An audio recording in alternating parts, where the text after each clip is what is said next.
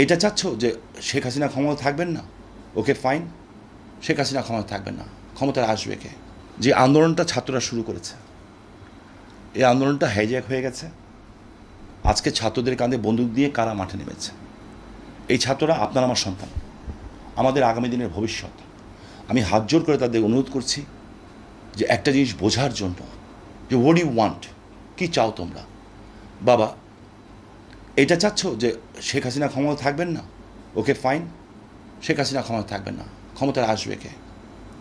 যারা নারায়ণগঞ্জের ওই মহিলা সাংবাদিককে শকুনের মতো দিনের বেলায় হাজার হাজার মানুষের সামনে ছিঁড়ে ফেলেছে হায়নার মতো, তারা, যারা মেট্রো রেলে আগুন দিয়েছে, তারা, যারা এই যে নারায়ণগঞ্জে আওয়ামী লীগ অফিস জ্বালিয়ে দিয়েছে, ওকে ফাইন, এটা জ্বালিয়ে তারা, নারায়ণগঞ্জ ক্লাব কী দোষ করেছে? তারা, এই যে এতগুলি সাংবাদিককে মারা হয়েছে, তারা, সরকারি বড় বড় প্রতিষ্ঠানগুলিকে পুড়িয়ে দেওয়া হয়েছে, তারা।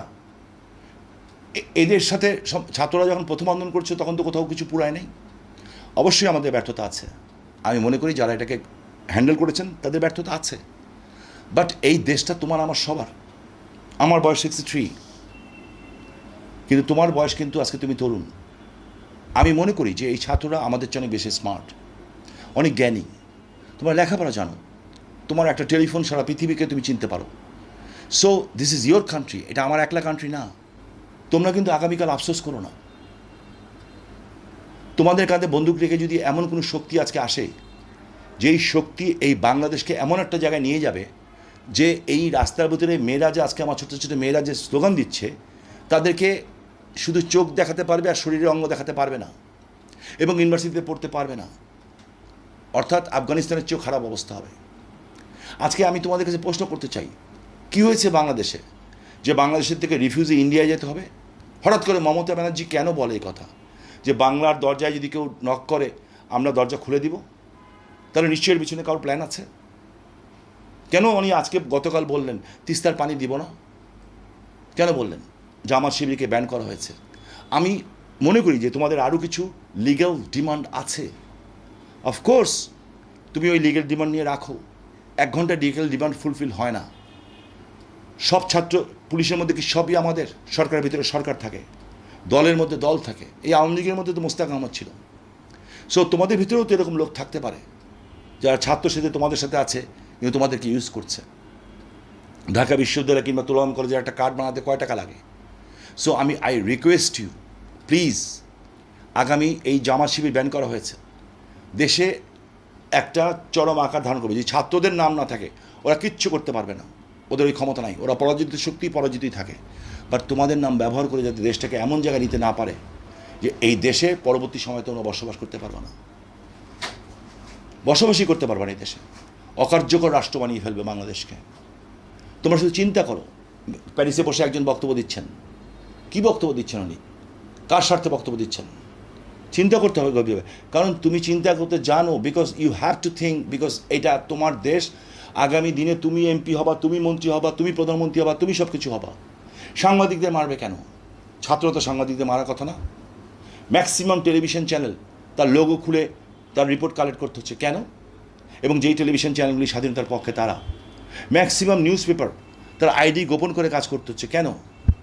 নারায়ণগঞ্জের সাংবাদিক ইউনিয়ন, একার শত্রু, একে কেন আঘাত করা হবে, এর উপরে হামলা করা হবে কেন? এই অনেকগুলি কেন প্রশ্নের মধ্যে সবচেয়ে বড় প্রশ্ন হচ্ছে, দিনে দুপুরে হাজার হাজার মানুষের সামনে তোমার একটা বোন, আমার একটা মেয়েকে রাস্তায় তার প্রথমে কামিজ খোলা হয়েছে, সে ব্যাগ দিয়ে ওটাকে আঁকড়েছে, তো পায়জামা খোলা হয়েছে, এক হাত দিয়ে পায়জামা ধরেছে, সে হাত ছাড়া নেই দেখে তার 2টা গাল পুড়িয়ে দেওয়া হয়েছে। তারপরে তাকে হায়নার মতো তার বিভিন্ন শরীরের অংশ ছিঁড়ে বেড়ে ফেলা হয়েছে। এই বাংলাদেশ চাও?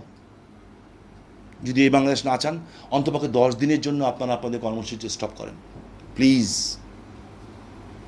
জামাত বিএনপি ব্যান্ড হওয়ার পরে ওরা এখন আপনাদেরকে ব্যবহার করবে, আপনাদের নামটাকে ব্যবহার করবে। আপনারা বলেন ওকে, ইউ কন্টিনিউ, আপনাদের আন্দোলন আপনি কন্টিনিউ করেন, 10 দিন পর থেকে করেন। যদি আপনাদের আন্দোলন যদি কোনো লিগাল ম্যাটার থেকে থাকে, আমরাও আপনাদের সাথে থাকবো, because you are my son, but not নাও।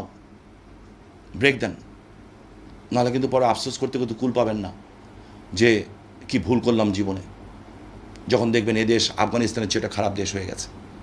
আমরা মাথা উঁচু করে দাঁড়িয়েছি, এই মাথাটাকে এবং ঘাটটাকে ভেঙে ফেলার চেষ্টা করছে। কেন এই টোল প্লাজা পুড়িয়ে দেওয়া হবে? এটি কার? শেখ হাসিনার প্রপার্টি? এই রাস্তা দিয়ে কি উনি চলেন না আমরা সবাই চলি? জাস্ট একটু গভীরভাবে 1 ঘন্টা চিন্তা করেন প্লিজ, ফর গডস সেক।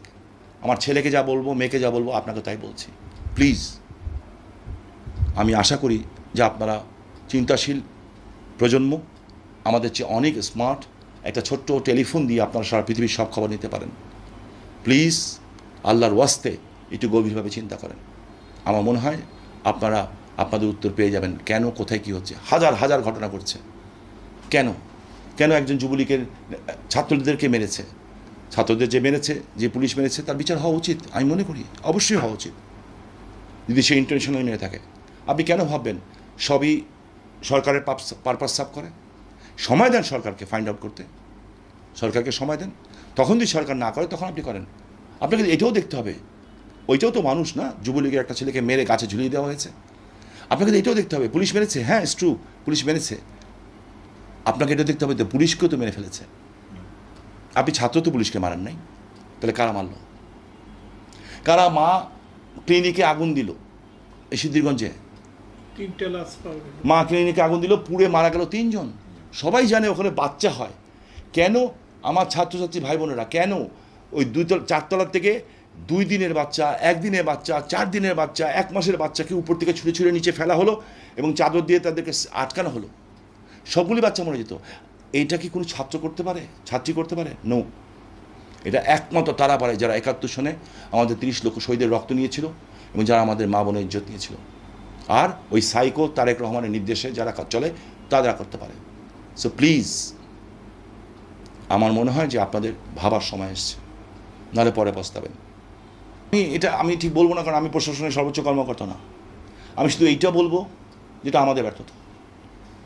আওয়ামী লীগ কোনোদিন কোনো প্রশাসনের উপরে ভর করে চলা পার্টি না। আওয়ামী লীগ জনগণের পার্টি। নারায়ণগঞ্জে আওয়ামী লীগ ভেঙে ফেলা হয়েছে। নারায়ণগঞ্জ ক্লাব কার দুশ্মন না, এখানে সবাই বসে, আওয়ামী লীগ বিএনপি সবাই বসে, ওইটাকে ভেঙে ফেলা হয়েছে। বিভিন্ন প্রতিষ্ঠানে আগুন দেওয়া হয়েছে, হ্যাঁ। এবং আওয়ামী লীগ অফিসে যেখানে আওয়ামী লীগের জন্ম, সেটা পুড়িয়ে ফেলার পরেও 3 দিন ধরে আওয়ামী লীগ নামতে পারেনি। এরপরেও আমার আসার কথা না।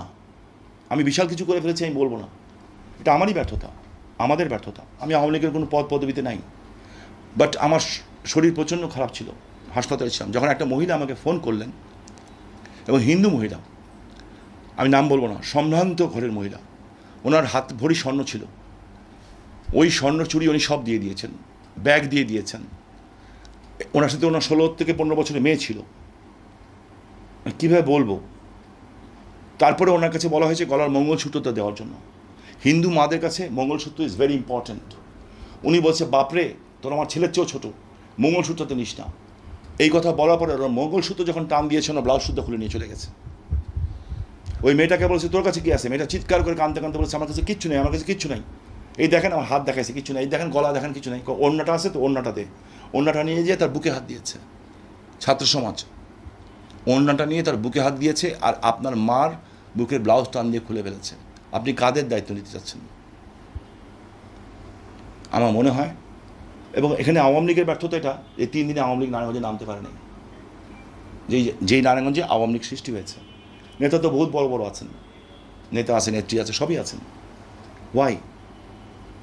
আর আমি মনে করি না এটা আওয়ামী লীগের লড়াই।